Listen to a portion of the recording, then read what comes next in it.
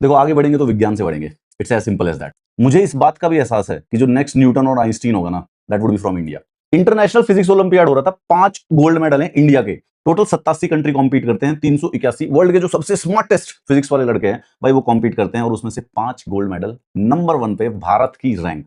Now the thing is that कि हमने पहले 2018 में भी 5 जीते थे, और 2026 में दोबारा से 5 gold medal, India number 1। And this is what we need to do. ये करना है हमारे हमारे यूनिवर्सिटीज को, हमारे इंस्टीट्यूट्स को। इन पांचों में से 4 एलन के स्टूडेंट थे। 56 इंटरनेशनल ओलंपियाड कोलंबिया में हुआ था। क्या नाम है भाई साहब? स्मृत जोशी, कनिष्क जैन, ऋषित गर्ग और रिद्धेश बंदाले, एलन के क्लासरूम के स्टूडेंट्स। मैं पहले ही डिस्क्लेमर दे देता हूं कि मेरा छोटा भाई है वो एलन में पढ़ता है।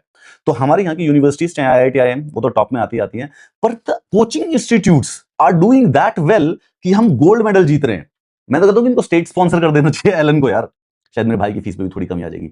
मेरा भाई वैसे फिजिक्स के गोल्ड मेडल ले आएगा इसका मुझे यकीन नहीं है, पर मुझे इतना यकीन है एलन पे कि भाई कोई और ले आएगा फिर दोबारा से। पिछली बार भाई 3 गोल्ड मेडल एलन के बच्चों के, अब की बार भाई साहब 4। So this is amazing actually. मैं फिर से नाम लेना चाहूंगा, नाम आपको याद रखना चाहिए। यही तो लड़के हैं जो आगे जाके मतलब कुछ तो इन्वेंशन कर डालेंगे। फिजिक्स से ही हो रही है इन्वेंशन, मैथमेटिक्स और फिजिक्स। बाकी क्या है? विज्ञान कुछ नहीं होता, बाकी सारे नकली विज्ञान है, सोशियोलॉजी, साइकोलॉजी।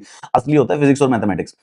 ह्यूमंस का जो सबसे ब्रिलियंट माइंड होता है, that is somebody who can do physics and mathematics. Let's be honest about it. Arts और हिस्ट्री तो देखो कोई भी पढ़ लेगा।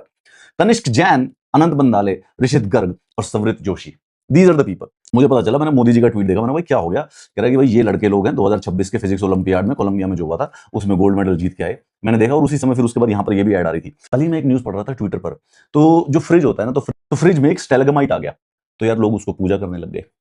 एक तो थोड़ा सा कभी-कभी इस बात को देख के डर लगता है कि क्या हमारे देश में अंधविश्वास या जो नॉन साइंटिफिक टेम्परामेंट है इतना स्ट्रांग है। पर ये ना इतना डरने की जरूरत नहीं है, ये हर जगह होता है।